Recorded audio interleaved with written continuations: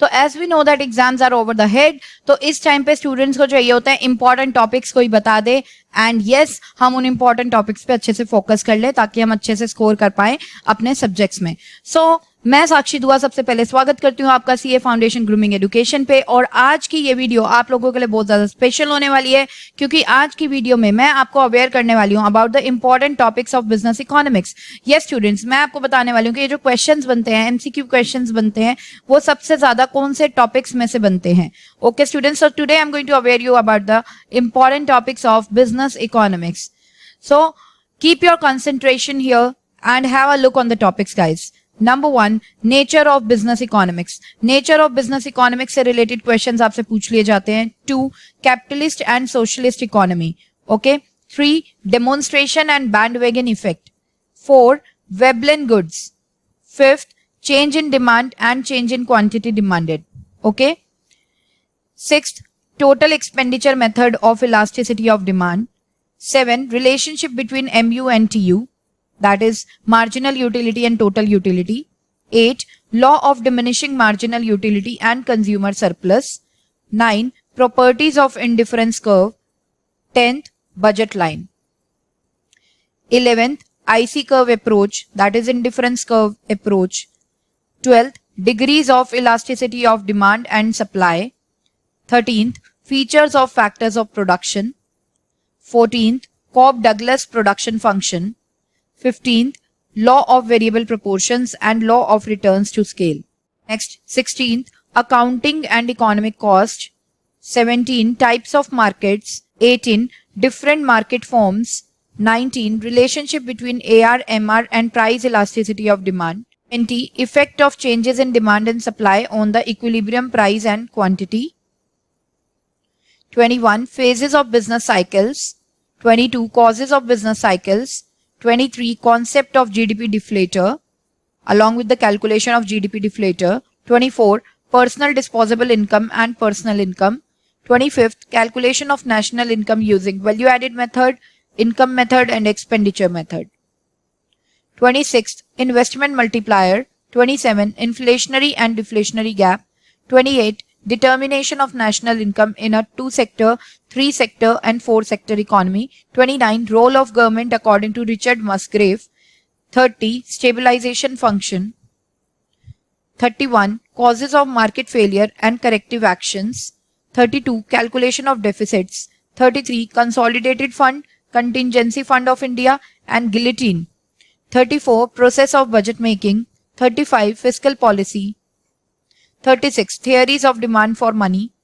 जितनी भी theories हैं students सारी करनी है। 37, measures of money supply.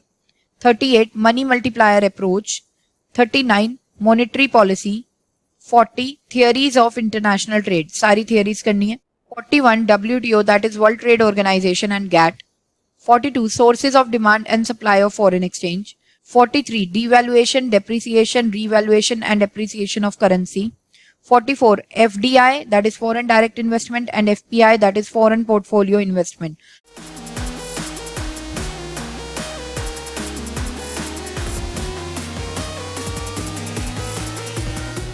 46, fiscal reforms, monetary and financial sector reforms, reforms in capital markets, trade policy reforms. 46, Niti Aayog. 47, Indian economy की situation post independent and current state.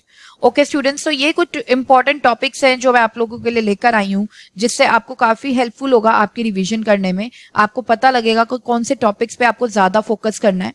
Okay, इनको आप बेटा एक paper पे लिख लीजिए और जैसे जैसे आप इन टॉपिक्स को अच्छे से रिवाइज करते जाएंगे उस पर टिक मारते जाइए, जिससे आपको पता भी लगता रहे कि हाँ, जो साक्षी मैम ने टॉपिक्स बताए थे उनमें से मेरे कौन से हो गए हैं और कौन से रह गए हैं। एंड आई होप गाइज ये जो टॉपिक हैं ये आपके लिए काफी यूजफुल होने वाले हैं। अब एक और चीज समझते हैं, बहुत से बच्चे मुझसे पूछते हैं ma'am weightage of the chapters बता दीजिए, weightage of the chapters, right. तो ये भी मैं आपको बता देती हूँ बेटा।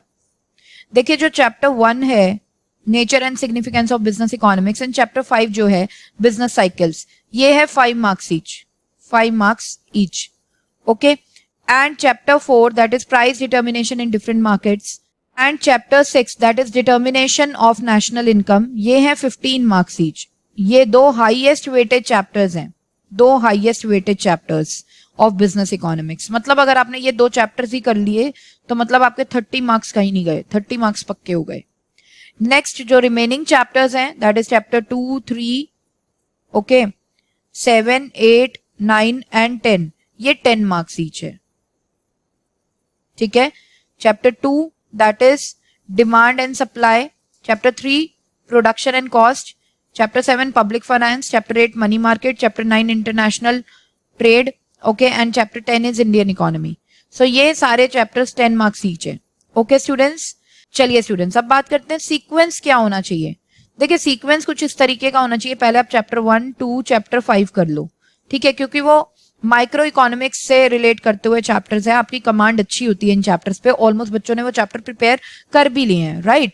तो पहले तो आप ये करो, फिर उसके बाद जब आप चैप्टर 6 टू चैप्टर 10 की बात करते हैं हम, तो पहले चैप्टर 6 करो, ठीक है, देन आप चैप्टर 10 करो, देन आप चैप्टर 8 करो, फिर चैप्टर 7 करो, फिर आप 9th चैप्टर करो, ठीक है। इस तरीके से आप इसे प्रोसीड करो, क्योंकि चैप्टर 6 और 10 को हम पहले क्यों कर रहे हैं, क्योंकि ये हमने ऑलरेडी क्लास 12th में किया हुआ है। चैप्टर 8 पहले इसलिए क्योंकि ये छोटा है, इसमें कंटेंट कम है, ठीक है, एंड देन चैप्टर 7 इसमें कंपैरेटिवली कंटेंट थोड़ा ज्यादा है, एंड चैप्टर 9 में कंटेंट और भी ज्यादा है, तो इसीलिए मैंने इस हिसाब से आपको सीक्वेंस दे दिया।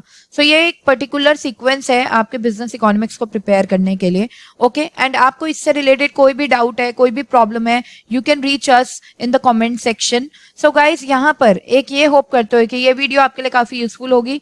मिलती हूँ नेक्स्ट वीडियो में with another useful content for you. Till then bye bye, take care, जय Shri Shyam and all the best for your preparation.